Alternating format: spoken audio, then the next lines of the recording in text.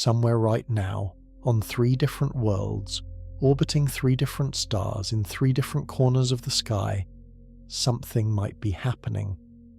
Not something dramatic, not an explosion or a collision or a signal, something quiet, something chemical, a molecule folding, a cell dividing, a reaction that, if it were happening on Earth, we would call life. We do not know if it is happening. We cannot see it. We cannot hear it. We have no probe, no lander, no submarine that could reach any of these worlds within a human lifetime.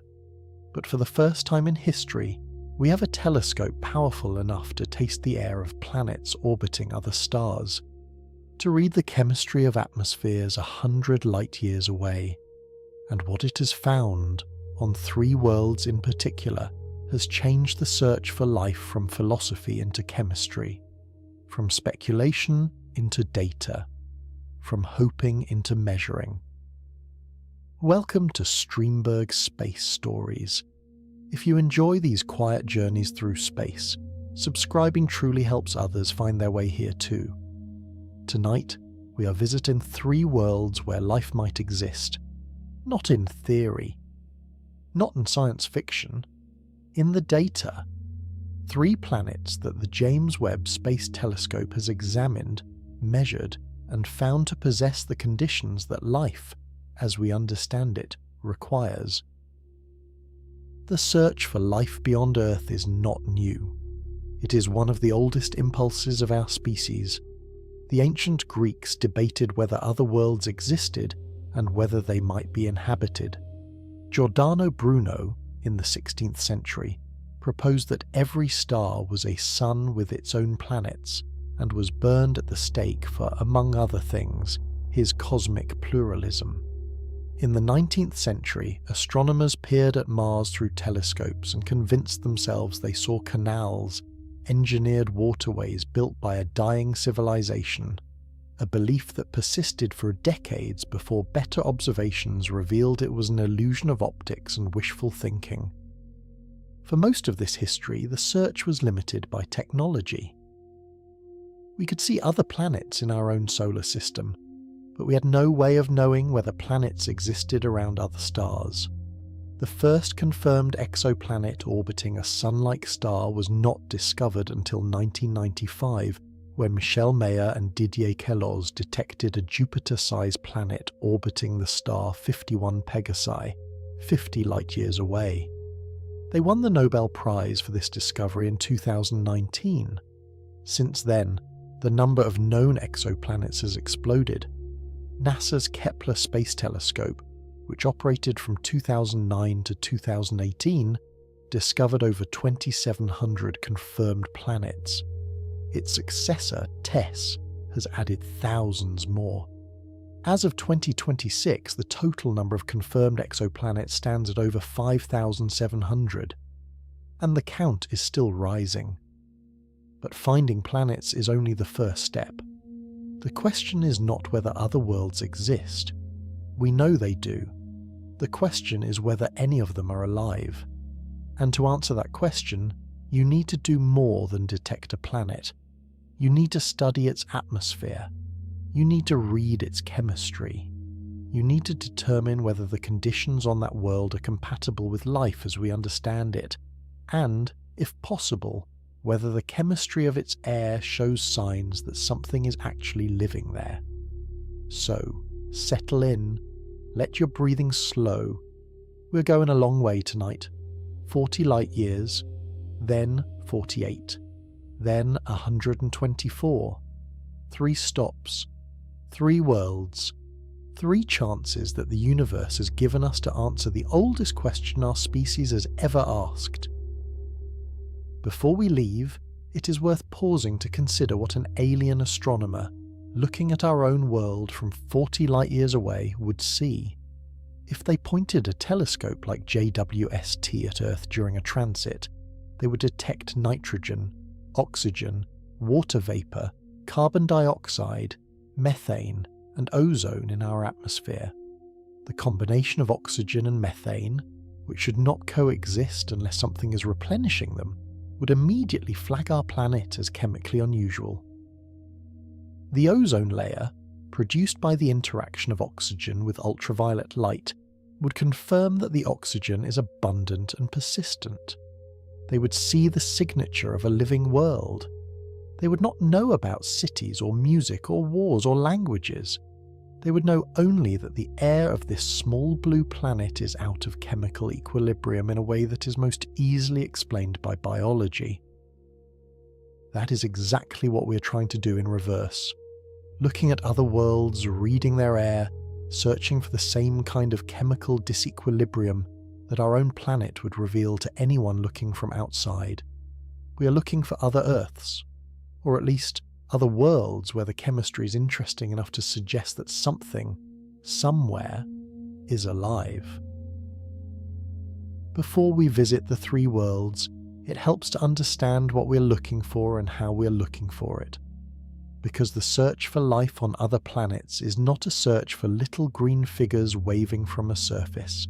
It is a search for chemistry, for molecules, for the faint indirect signatures of biological processes occurring in atmospheres that no human will ever breathe. The technique is called transit spectroscopy. When a planet passes in front of its star as seen from our perspective, a tiny fraction of the starlight passes through the planet's atmosphere on its way to us. Different molecules in that atmosphere absorb different wavelengths of light. Methane absorbs certain wavelengths. Carbon dioxide absorbs others. Water vapor, oxygen, ammonia, each one leaves its own fingerprint in the spectrum. By analysing the light that survives the journey through the atmosphere, astronomers can determine what the atmosphere is made of, even though the planet is far too distant to see directly. It is an extraordinary feat. The amount of light that filters through an exoplanet's atmosphere during a transit is vanishingly small, often less than 1 part in 10,000 of the star's total brightness. To put that in perspective, imagine standing at one end of a football stadium holding a candle, while someone at the other end tries to determine the colour of the candle's flame by watching how it changes the total light in the stadium when you hold a piece of coloured glass in front of it. That is roughly the level of sensitivity required. Detecting the chemical fingerprints within that sliver of filtered light requires an instrument of almost unimaginable precision. The James Webb Space Telescope is that instrument. Launched on Christmas Day 2021, it orbits 1 million miles from Earth at the second Lagrange point, in the permanent shadow of a sun shield the size of a tennis court. Its 6.5-meter primary mirror, made of 18 hexagonal segments coated in gold, collects infrared light with a sensitivity that dwarfs every previous space telescope. It is cooled to roughly 40 degrees above absolute zero, so cold that its own thermal radiation does not interfere with the faint signals it is trying to detect. Hubble, its predecessor, revolutionized astronomy for 3 decades, but Hubble could not do this. It could not taste the air of small temperate planets around distant stars. JWST can, and it is this capability, more than any other, that makes the search for life on other worlds a scientific program rather than a philosophical exercise. There is a word that astronomers use when they talk about the search for life: biosignature. A biosignature is any observable indicator that life is present or has been present. It could be a molecule in an atmosphere that is produced by biological processes. It could be a pattern of gases that is out of chemical equilibrium, meaning that the atmosphere contains combinations of molecules that should not coexist unless something is actively producing them. On Earth, the coexistence of oxygen and methane is a biosignature. Oxygen is highly reactive. Methane is destroyed by oxygen. The fact that both exist in our atmosphere simultaneously means that something is continuously replenishing them. That something is life. Without biology, Earth's atmosphere would reach a chemical equilibrium in which both gases would largely disappear. The disequilibrium is the signature, the fingerprint, the proof that the planet is not just a rock with gas around it, but a world where chemistry is being driven by something that is alive. This is what JWST is searching for on other worlds. Not life itself, the chemical traces that life leaves behind, the smoke, not the fire. And on 3 worlds in particular, the telescope has found hints that something interesting is happening. Our first stop is the closest, 40 light-years away. A star so faint you cannot see it with the naked eye, surrounded by a family of 7 worlds, all of them roughly the size of Earth, arranged so tightly together that standing on one, you could see the others in the sky, not as points of light but as disks, as worlds, close enough to see their features with the naked eye.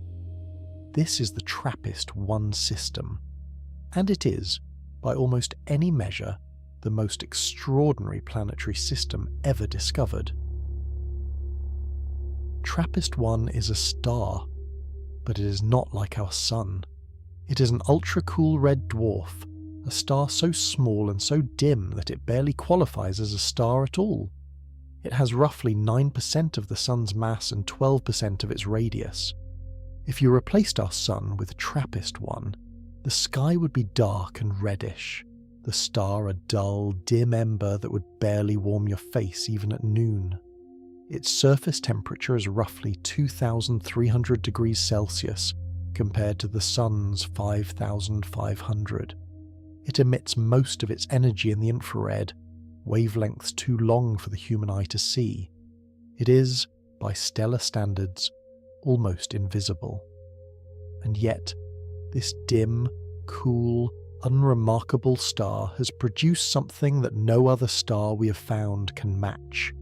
7 rocky planets, all roughly the size of Earth, all orbiting within a region so compact that the entire system would fit inside the orbit of Mercury. If you could shrink the TRAPPIST-1 system and place it inside our solar system, all 7 planets would orbit closer to their star than Mercury orbits to the Sun. The outermost planet completes an orbit in just 18 days.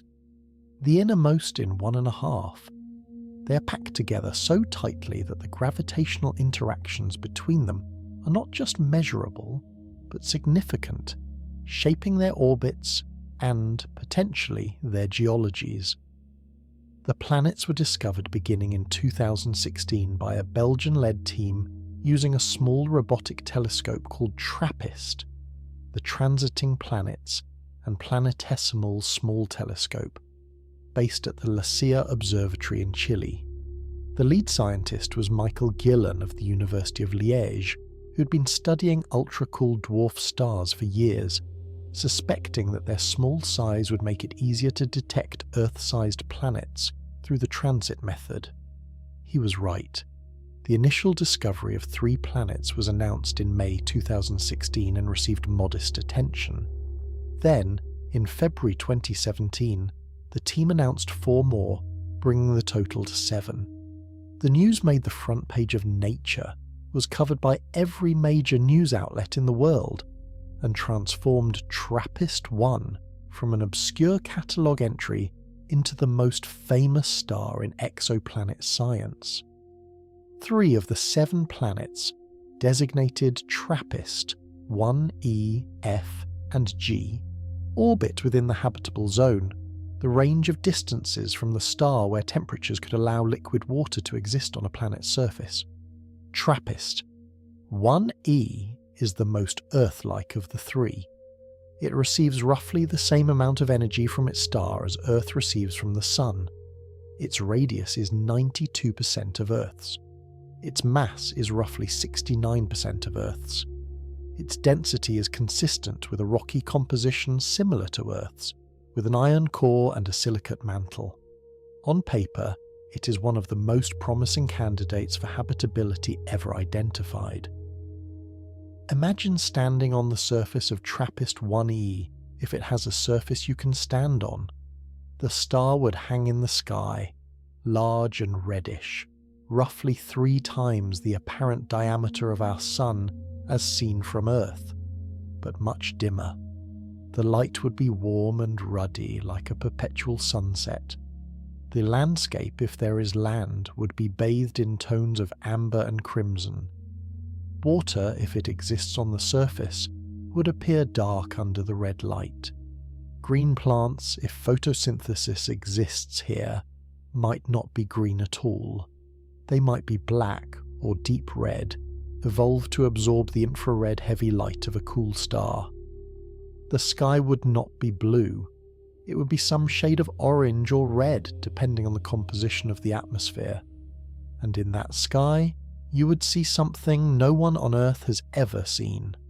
Other worlds, visible as disks, not dots, close enough to see their features, close enough to wonder who might be looking back.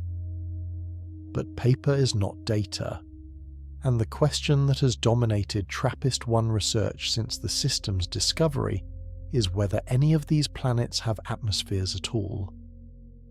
This is not a trivial question.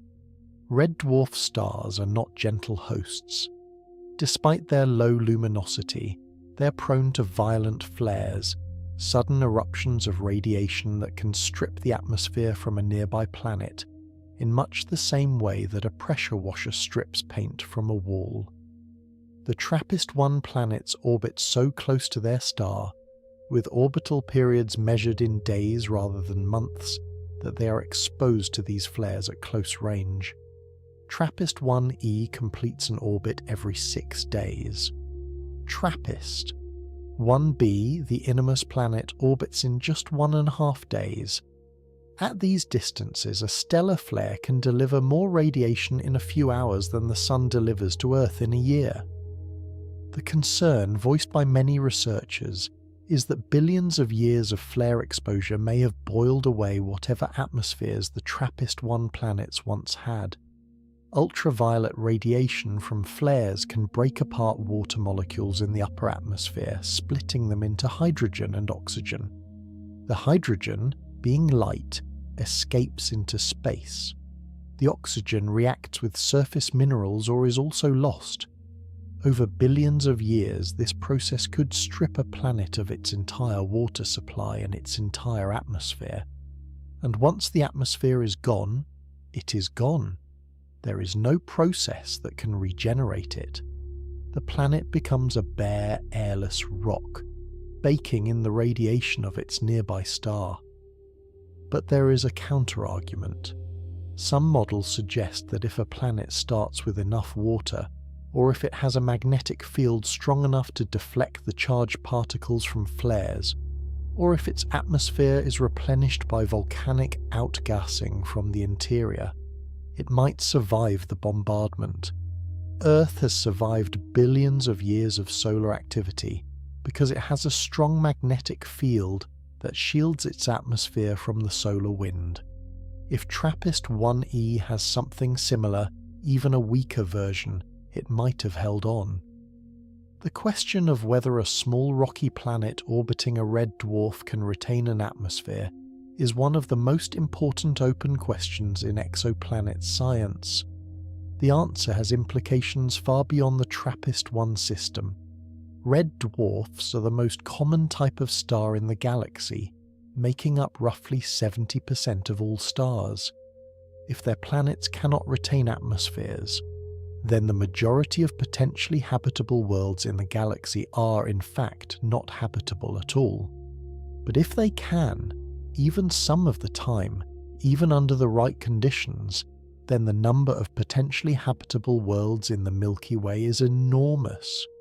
Billions, perhaps tens of billions.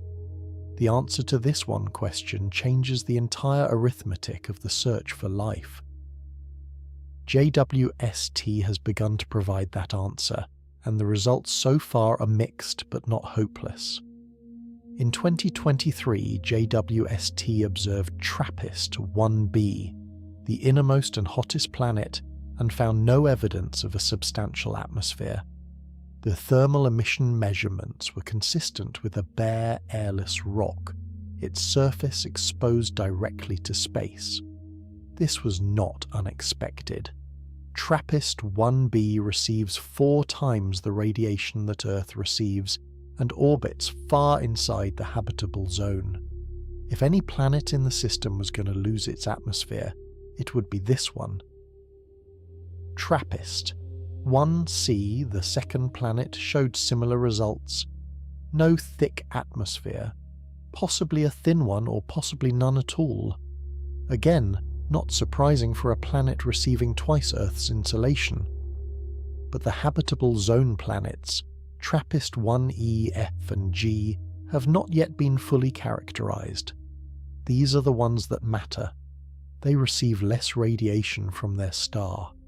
They are cooler, and they may have had the conditions necessary to retain their atmospheres over billions of years, particularly if they possess magnetic fields or if their atmospheres are replenished by volcanic outgassing. TRAPPIST-1f is particularly intriguing. It receives roughly the same amount of energy from its star as Mars receives from the Sun.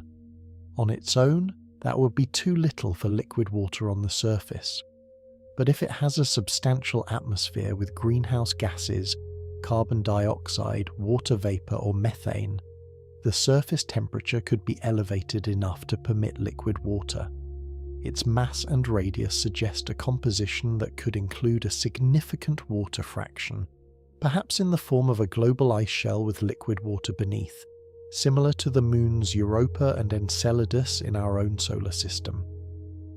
TRAPPIST-1g, the largest of the habitable zone planets, is roughly 1.15 times the radius of Earth. It orbits at the outer edge of the habitable zone, where conditions are coldest. If it has an atmosphere, it would need substantial greenhouse warming to support liquid water, but the density measurements suggest it may have retained volatiles, water or ice, that could contribute to an atmosphere and provide the raw materials for habitability. JWST observations of all 3 habitable zone planets are ongoing, with dedicated programs scheduled through 2027 and beyond. Each transit provides a few more data points. Each spectrum adds a few more constraints. The results are expected to be among the most significant in the history of exoplanet science. Because if even one of these 3 planets has retained an atmosphere, if even one shows signs of water vapor or carbon dioxide or any of the molecules that indicate a surface environment compatible with life, then TRAPPIST-1 becomes the most important star in the sky.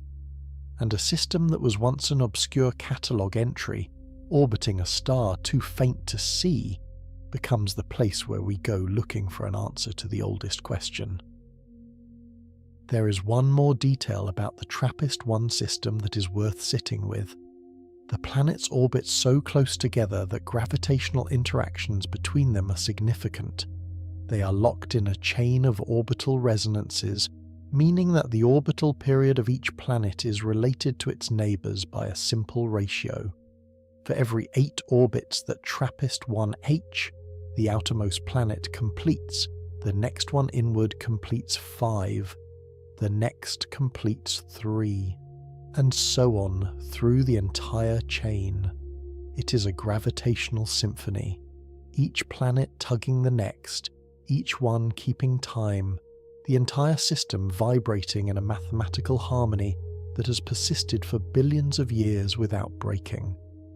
Resonance chains like this are fragile. A single large gravitational disturbance, a passing star, a rogue planet, a collision, could have broken the chain at any time. The fact that it has survived for roughly 7.5 billion years, the estimated age of the system, tells us something important about the system's history. It has been stable, peaceful, undisturbed. No catastrophic rearrangement, no giant impacts that knocked planets out of alignment. Whatever conditions existed on these planets in their youth, those conditions have persisted, largely unchanged for longer than our own solar system has existed. If you could speed up time and watch the system from above, the planets would trace a pattern like a slowly turning piece of clockwork, each one nudging the next, maintaining the rhythm. It is beautiful in a mathematical sense, the kind of beauty that physicists describe with equations and musicians describe with counterpoint. 7 worlds, dancing around a dim red star in a pattern that has not missed a step in 7 billion years. And if you stood on the surface of TRAPPIST-1e and looked up, you would see its sibling planets not as dots of light but as worlds. TRAPPIST-1f would appear roughly twice the size of the full moon as seen from Earth. You could see its surface features, its weather, its clouds, if it has them, with your naked eye. A neighbouring world hanging in a reddish sky, close enough to feel like a companion, close enough to make you wonder whether someone there is looking back. Our second stop is slightly farther, 48 light-years, in the constellation Cetus the Whale, a world that astronomers have begun to call the eyeball planet, not because it looks like an eye, because of what its surface might look like from space. LHS 1140b orbits a red dwarf star like the TRAPPIST-1 planets, but its star is somewhat larger and more stable, with fewer of the violent flares that threaten the atmospheres of close-orbiting worlds. The planet itself is 1.7 times the radius of Earth and roughly 5.6 times its mass. It is a super-Earth, larger and heavier than our planet, but still small enough to be rocky or water-rich rather than gaseous.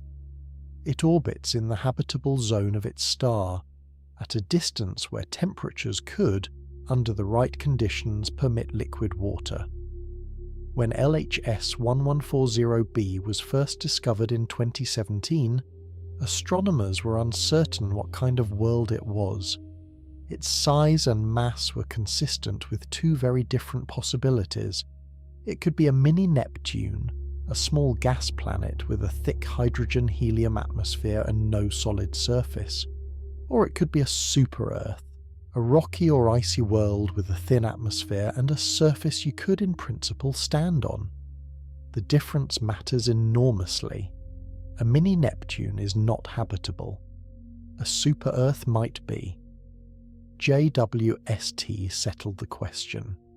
In December 2023, the telescope observed 2 transits of LHS 1140b using its NIRISS instrument, and the data, published in 2024 by a team led by Charles Cadieux at the Université de Montréal, conclusively ruled out a hydrogen-rich atmosphere.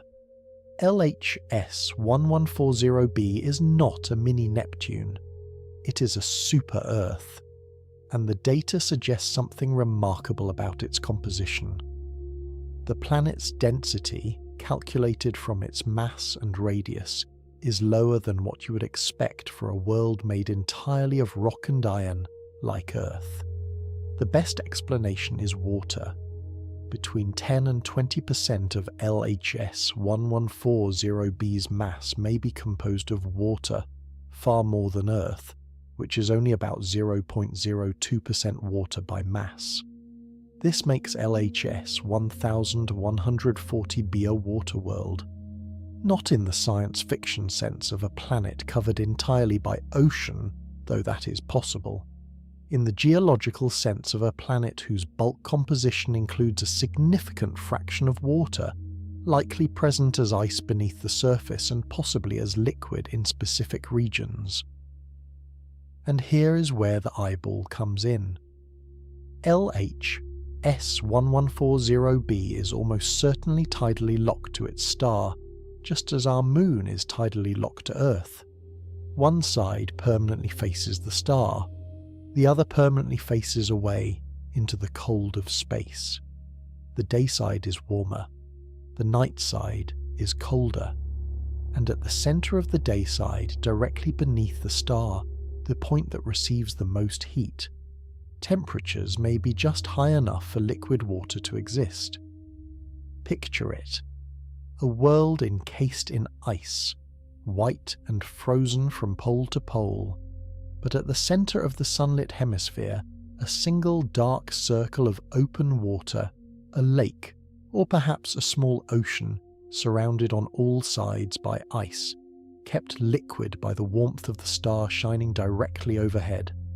From space, it would look like an eye, a dark pupil of liquid water staring up at its star, an iris of ice. A world that is frozen everywhere except in one small, warm, wet spot. And if life exists on LHS 1140b, that spot is where it would be. Think about what that means for a moment. On Earth, life exists almost everywhere, in the deepest oceans, in the driest deserts, in boiling hot springs and frozen Antarctic lakes. Life has colonized every available niche on our planet, from the upper atmosphere to the crust kilometers below the surface. But on LHS 1140b, life would have only one place to exist, one small circle of liquid water on an otherwise frozen world, a habitat the size of a large sea perhaps, surrounded on all sides by ice that stretches to the horizon and beyond, encircling the entire planet. Everything alive on LHS 1140b, if anything is alive, would be concentrated in that one spot, a single oasis, a warm eye in a frozen face, and it would have been there, in the same spot, unchanging for 8 billion years, because the planet does not rotate relative to its star. The eye never moves, the warm spot never shifts, the ice never melts anywhere else.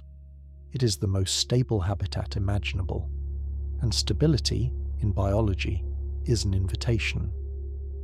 The JWST data also provided a tantalizing hint about the atmosphere. The spectral analysis showed tentative evidence of a nitrogen-rich atmosphere, similar in composition to Earth's, which is roughly 78% nitrogen. The detection was at 2.3 sigma, below the threshold for confirmation but high enough to be suggestive. If confirmed by additional observations, LHS 1140b would be the first exoplanet known to have a nitrogen-dominated atmosphere, a finding that would immediately elevate it to the top of every target list for atmospheric characterization. Ryan McDonald, the University of Michigan astronomer who conducted the atmospheric analysis, put it plainly. He said that of all currently known temperate exoplanets, LHS 1140b could well be our best bet to one day indirectly confirm liquid water on the surface of an alien world beyond our solar system. The planet is also old, remarkably old, roughly 8 billion years old, nearly twice the age of Earth. When LHS 1140b formed, our Sun did not yet exist. The cloud of gas and dust that would eventually collapse to form our solar system was still drifting through the galaxy, unshaped, unignited, waiting for the gravitational trigger that would set it in motion. By the time Earth formed, 4.5 billion years ago, LHS 1140b was already older than our planet is today. If life requires time to arise, LHS 1140b has had plenty of it. On Earth, the earliest evidence of life dates to roughly 3.8 billion years ago, only about 700 million years after the planet formed. If life arose on LHS 1140b on a similar timescale, it would have done so roughly 7 billion years ago. 7 billion years of evolution, 7 billion years of chemistry, of water interacting with rock, of whatever slow, patient processes might lead to the first stirrings of biology. On Earth, 7 billion years would take us from the first single-celled organisms through the evolution of fish amphibians, reptiles, mammals, primates, and a species that builds telescopes and then do the whole thing again with time to spare. This does not mean LHS1140b has complex life. The planet's environment is very different from Earth's. The light is dimmer. The star is cooler. The surface may be mostly frozen, but the sheer span of time available for chemistry to do its work is by any measure enormous. 8 billion years of a single ice-rimmed ocean staring up at a red star that never sets is a long time for nothing to happen. Additional JWST observations of LHS 1140b are scheduled and ongoing. Astronomers are looking specifically for carbon dioxide absorption features at 4.2 micrometers, a signal that would confirm the presence of a substantial atmosphere and provide constraints on its composition. The results could arrive within the next year, and when they do, they may tell us whether the eyeball planet has air, and if it has air, whether it has water, and if it has water, whether that small, dark, liquid eye at the center of a frozen world might be a place where something lives.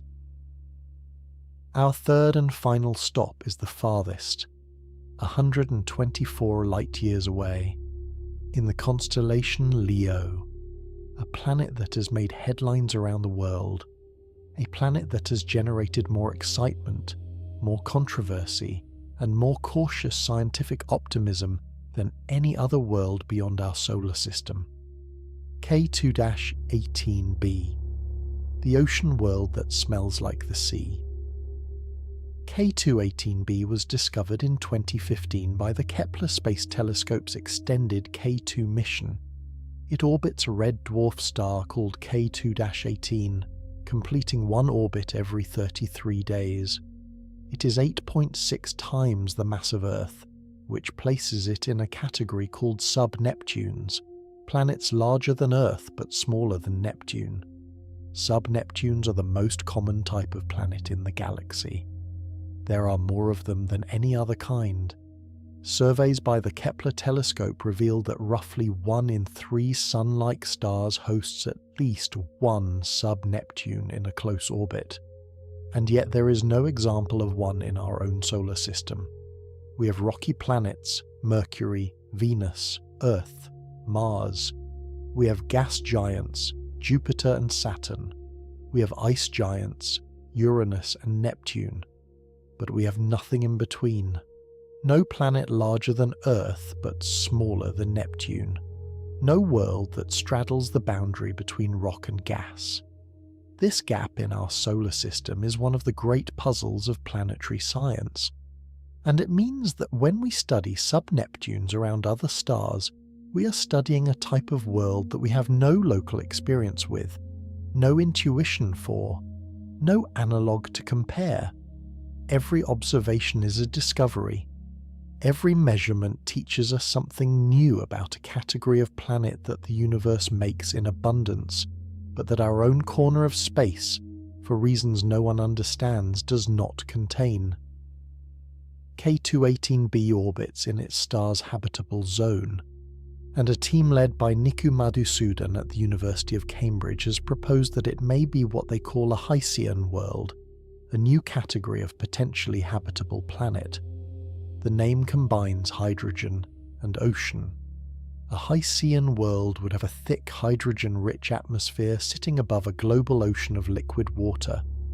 Not a rocky world like Earth, not a gas giant like Neptune. Something in between. Something entirely new to our understanding of where life might exist. The concept is radical because it vastly expands the habitable zone. On a rocky planet like Earth, liquid water can only exist within a narrow range of temperatures and pressures. Too close to the star and the water boils. Too far and it freezes. But a hydrogen-rich atmosphere acts as an extraordinarily effective greenhouse blanket. It traps heat so efficiently that a Haitian world could maintain liquid water on its surface even at distances from its star where a rocky planet would freeze solid. This means that Haitian worlds could be habitable in regions of space where traditional Earth-like planets could not. The habitable zone for this class of planet is far wider than anyone previously thought. If K218b is indeed a Haitian world, what would it look like? Imagine an ocean with no land, no continents, no islands, just water, stretching in every direction to the horizon, beneath a sky that is thick and hazy with hydrogen and methane. The light from the star, a cool red dwarf, filters through the atmosphere as a dim, diffuse glow. The waves, if there are waves, rise and fall slowly in the lower gravity. The pressure at the surface is high, perhaps several times Earth's atmospheric pressure, but not crushing. And beneath the surface, the ocean may extend for hundreds of miles, far deeper than any ocean on Earth, pressing down into a layer of high-pressure ice at the bottom, ice formed not by cold but by the sheer weight of water above. It is an alien environment, and yet if life exists there, it would inhabit a medium, liquid water, that is identical to the medium in which life on Earth first arose. The temperature, the pressure, the availability of dissolved gases, all of these could be within the range that terrestrial microorganisms tolerate. Different world, same chemistry, same liquid, perhaps same possibility. In September 2023, JWST observed K218b as it transited its star, and the results were striking. The telescope detected methane and carbon dioxide in the planet's atmosphere, both consistent with a water-rich environment. It also found very low levels of ammonia, a molecule that should be present in a hydrogen-rich atmosphere, unless it is being dissolved into an ocean below. The combination of methane, carbon dioxide, and depleted ammonia is exactly what models predict for a planet with a hydrogen atmosphere overlying liquid water. But the team reported something else, something that elevated K218b from an interesting planet to a global headline. They found a tentative signal of dimethyl sulfide, DMS. On Earth, dimethyl sulfide is produced almost exclusively by living things. Marine phytoplankton, the microscopic organisms that drift in the surface layers of our oceans, release it as a byproduct of their metabolism. It enters the atmosphere and plays a role in cloud formation over the oceans. It is also the molecule responsible for the characteristic smell of the sea. If you have ever stood on a beach, closed your eyes, and breathed in deeply, and thought, "That smells like the ocean," what you were smelling was, in part, dimethyl sulfide, that sharp, briny, faintly sulphurous scent that carries the essence of salt water and seaweed and life. On Earth, there is no known significant non-biological source of DMS. It is, as far as our planet's chemistry is concerned, a signature of biology, a molecule that says something here is alive. Consider what that means. If you were an alien astronomer orbiting a star dozens of light years from Earth, and you pointed your telescope at our planet during a transit, and your spectrograph detected dimethyl sulfide in our atmosphere, you would have found evidence of life. Not conclusive evidence, but evidence. A molecule that, in your experience and in your chemistry, is associated with biological activity. You would not know what kind of life. You would not know if it was intelligent. You would not know if it had built cities or composed symphonies or sent spacecraft to its moon. You would only know that the air of a small blue planet contained a chemical that living things produce. That is exactly the position we're in with K218b. Looking at a distant world through a filter of light, trying to read the chemistry of an atmosphere we will never breathe, searching for the faintest possible trace of something alive.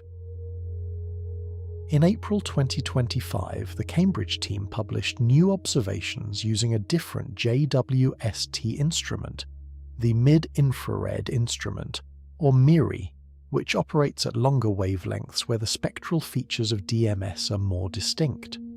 They reported a strengthened detection, along with signs of a related molecule called dimethyl disulfide.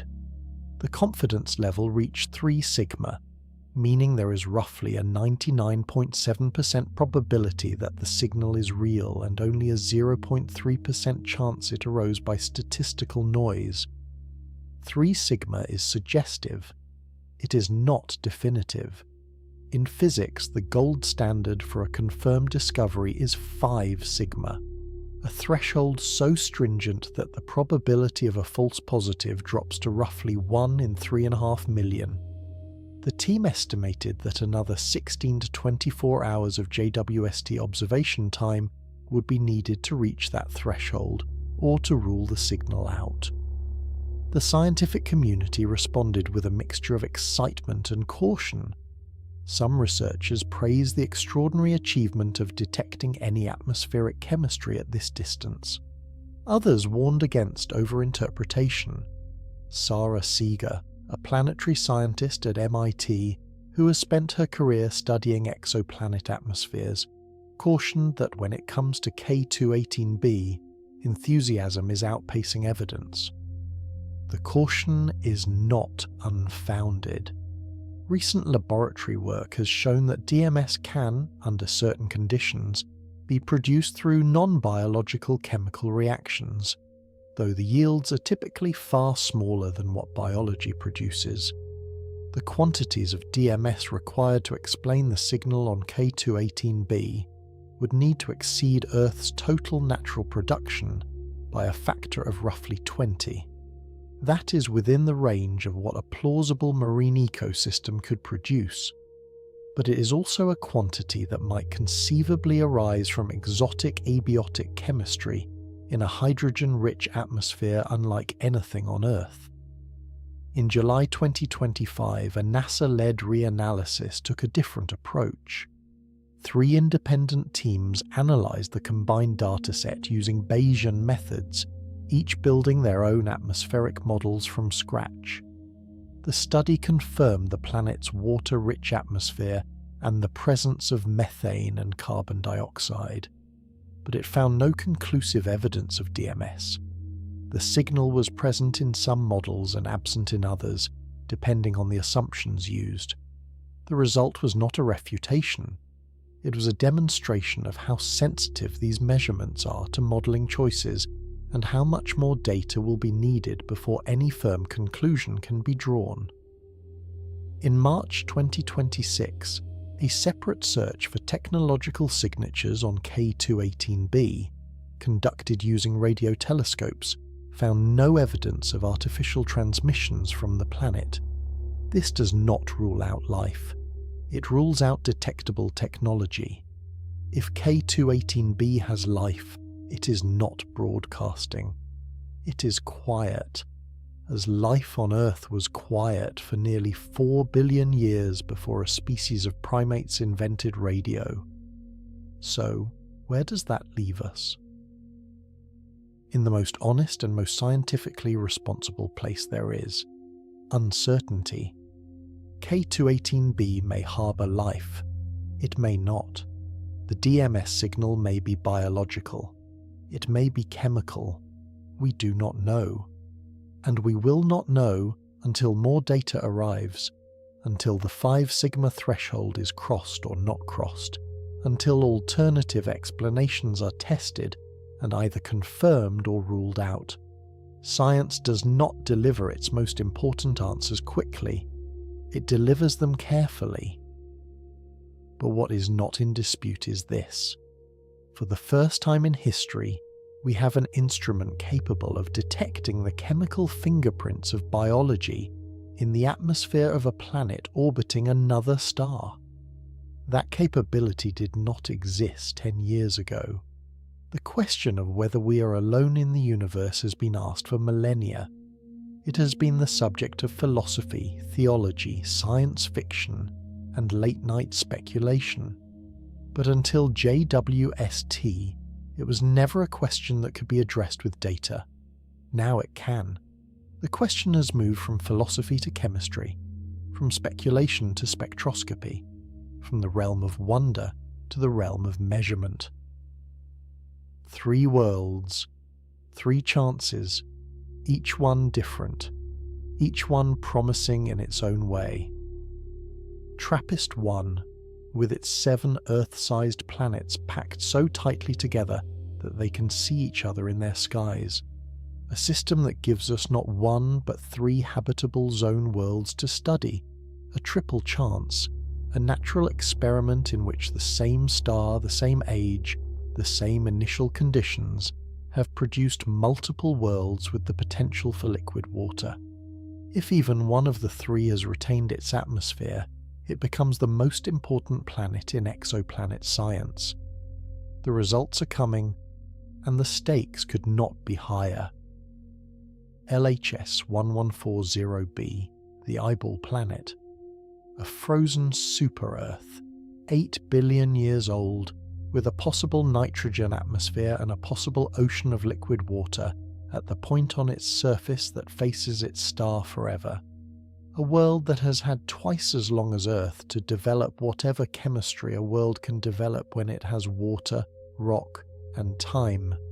The planet that Charles Cadieux called our best bet to one day confirm liquid water on an alien surface. Its next JWST observations may tell us whether that bet is justified. And K218b, the ocean world, the planet with an atmosphere rich in methane and carbon dioxide, the planet where a molecule that, on Earth, is produced only by living things, may have been detected in the air of another world for the first time. The planet that smells perhaps like the sea. The planet that has brought the search for extraterrestrial life closer to an answer than it has ever been. None of these worlds has been confirmed as habitable. None of them has been shown to harbour life. The data is incomplete. The uncertainties are real. And the history of science is littered with discoveries that look definitive and turned out to be wrong. Canals on Mars which turned out to be optical illusions. Phosphine on Venus, which was announced with great fanfare in 2020 and then disputed by multiple independent teams. Faster-than-light neutrinos at CERN, which turned out to be a loose cable. The lesson is always the same. Wait for the data. Check the data. Have someone else check the data. And do not confuse what you hope for with what you have found. But the data is coming, and the data so far is more encouraging than anyone had the right to expect. 10 years ago, the idea of detecting the atmospheric composition of a temperate exoplanet was theoretical. 5 years ago, it was ambitious. Today, it is routine. JWST has observed the atmospheres of dozens of exoplanets, and the results are pouring in, each observation adding to a growing body of evidence about what the atmospheres of other worlds are made of. Some are hydrogen-rich. Some are water-rich. Some are barren. Some are chemically complex in ways that demand explanation. The portrait of the galaxy's planets is being painted, one spectrum at a time, and the picture that is emerging is more varied, more interesting and more promising than pessimists predicted. Every night, 1 million miles from Earth, a gold mirror is turning in the dark, pointing at one star after another, collecting the faint light that has filtered through the atmospheres of distant worlds, passing it into wavelengths, searching for the signatures of the molecules that might, just might, indicate that the chemistry of life is happening somewhere other than here.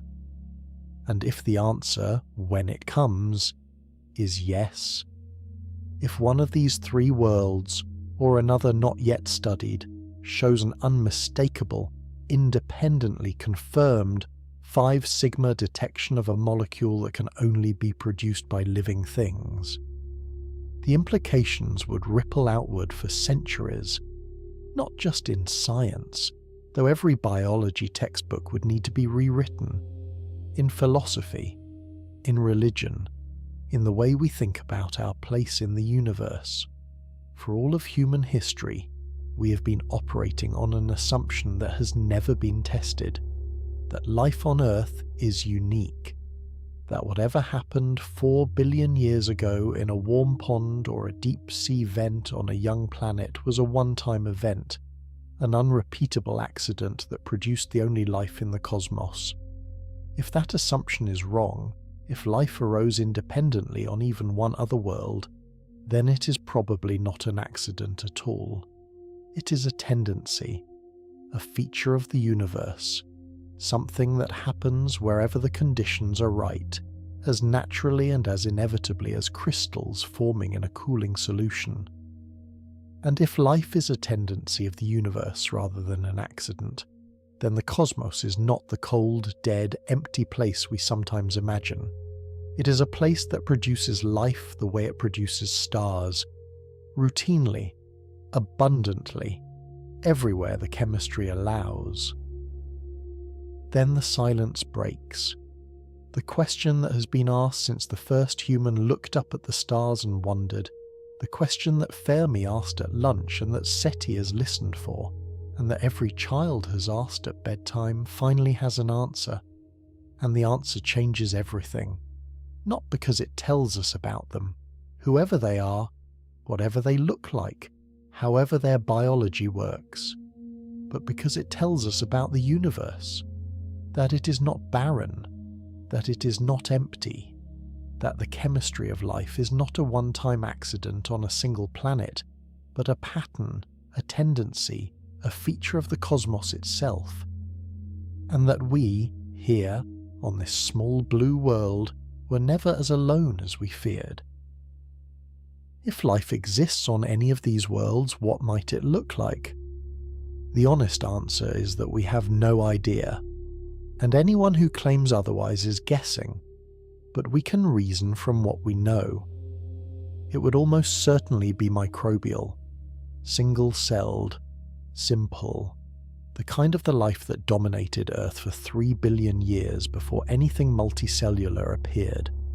The energy available on these worlds, filtered through thick atmospheres, diluted by distance from dim red stars, would likely be insufficient to support complex organisms.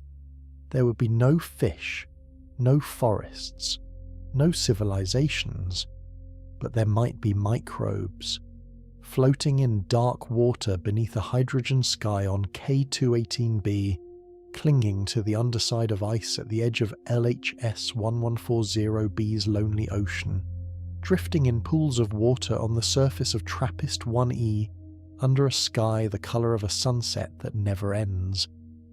These organisms, if they exist, would owe nothing to Earth's biology. They would not use DNA, unless the laws of chemistry produce DNA convergently, which is possible but unproven. They might not use water as a solvent, though water is the most common suitable liquid in the universe. They might be built on a biochemistry so different from ours that we would struggle to recognize them as alive. Or they might be startlingly similar, because the laws of chemistry are the same everywhere, and the solutions to the problem of life may be more constrained than we imagine. We will not know until we find them, and finding them, even with JWST, will not be easy. A biosignature in an atmosphere is a hint, not a proof. It tells you that something interesting is happening in the air of a distant world. It does not tell you what. To truly confirm life, we may need a future telescope, one even more powerful than JWST, capable of directly imaging these planets and analysing their light in exquisite detail. That telescope is already being planned. It is called the Habitable Worlds Observatory, and it is currently in the early stages of design at NASA, with a target launch in the early 2040s. It will be the most ambitious space telescope ever conceived. Its mirror will be roughly 6 meters across, comparable to JWST's, but optimized for a different kind of observation. Where JWST studies the light that passes through an atmosphere during a transit, the Habitable Worlds Observatory will carry a coronagraph, an instrument that blocks the blinding light of a star so that the faint glow of its planets can be seen directly. Not as a dip in the star's brightness, not as a shadow crossing a disk of light, as a point of light in its own right, a pale dot hovering next to its star, carrying in its light the chemical fingerprint of everything in its atmosphere. For the first time, we will be able to take a spectrum of a habitable zone planet's own light, uncontaminated by the star, and analyze it for the full suite of biosignature gases: oxygen, ozone, methane, water, carbon dioxide, not one molecule at a time, as JWST does, but all of them together, in combination, in the proportions that would tell us whether the atmosphere is in chemical equilibrium or whether something is driving it out of balance. On Earth, it is life that drives the atmosphere out of equilibrium. If we see the same pattern on another world, the case for biology becomes very strong. The Habitable Worlds Observatory will survey roughly 25 of the nearest Sun-like stars, searching for rocky planets in their habitable zones and analysing their atmospheres one by one. It will take years. Each target will require days or weeks of observation, but by the end of its mission, it will have examined the atmospheres of every reachable Earth-like planet within a few dozen light-years of our solar system. And if any of them have the chemical signs of life, we will know. The people designing this telescope today know that they may not live to see it launch. The graduate students writing the proposals will be in their 50s or 60s by the time the first data arrives.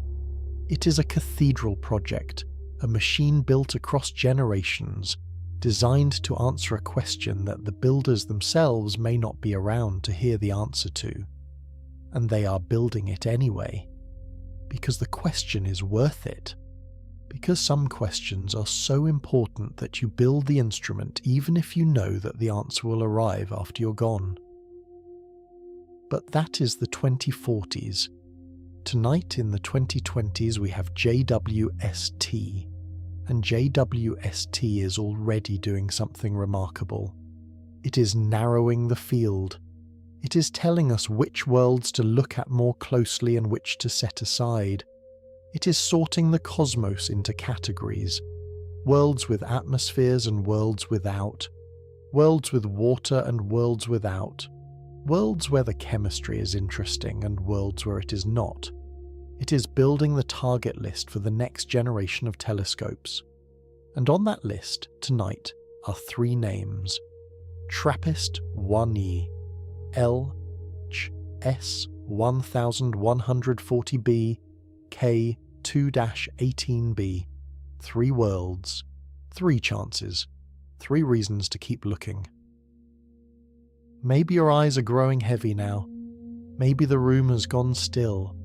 Maybe the words are beginning to soften and the planets we have visited tonight are drifting together in your mind, their details blurring into a single warm, quiet thought about worlds that might have oceans and skies and air and chemistry and perhaps something that stirs in the water when no one is watching.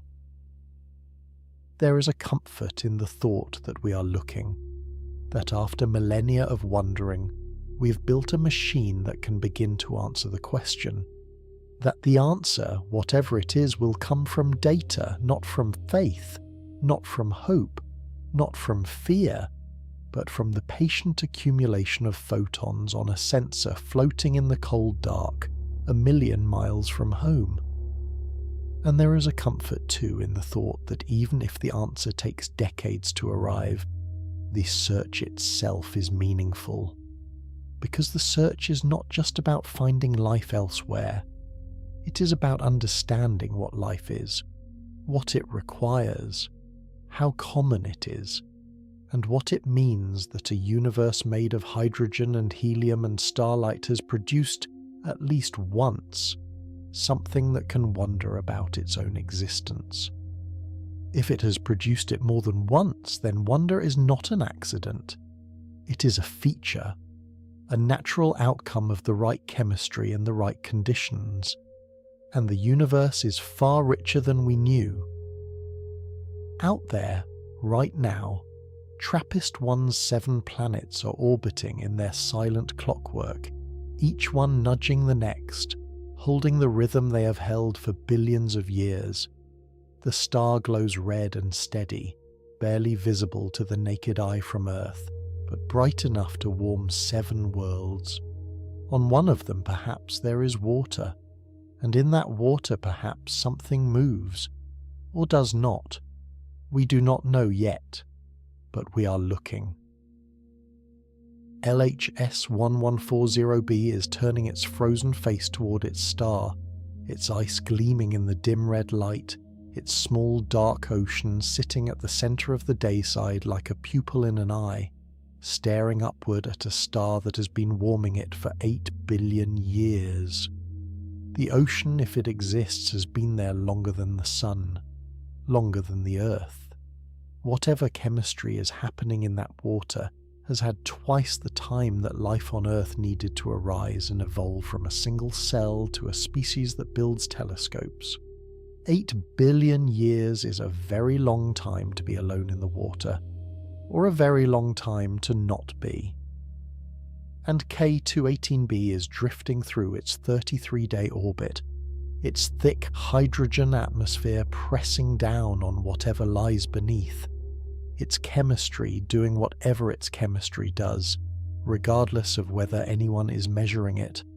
The methane is there, the carbon dioxide is there, and the dimethyl sulfide, the molecule that smells like the sea, may or may not be there, hovering at 3 sigma, waiting for the next observation to push it over the line or pull it back.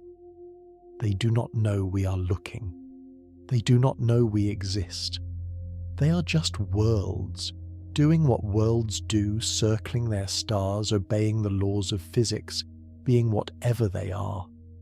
And 1,000,000 miles from Earth, in the permanent shadow of a sun shield the size of a tennis court, a gold mirror is pointed at one of them right now, collecting photons, counting wavelengths, looking for a sign that the universe is not as empty as it appears. The search continues. It has been going on, in one form or another, for as long as our species has existed. We have looked for gods in the sky, for faces in the moon, for canals on Mars, for signals in the static between radio stations. And now we're looking for molecules in the light of distant stars. The tools have changed. The question has not. It is the same question that every civilization has asked, the same question that every child has whispered, the same question that has driven us to build rockets and telescopes and spectrographs and send them 1,000,000 miles from home. Because the answer matters more than almost anything else we could learn. Are we alone? The answer is out there, on one of these worlds, or on another we have not yet found, written in chemistry, carried by light, arriving at a gold mirror in the dark, waiting to be read. Thank you for listening to Strindberg Space Stories. If this story gave you something to carry into the night, subscribing truly helps us keep making these, and I am grateful for every one of you who does. Take care of yourself. Sleep well. Good night.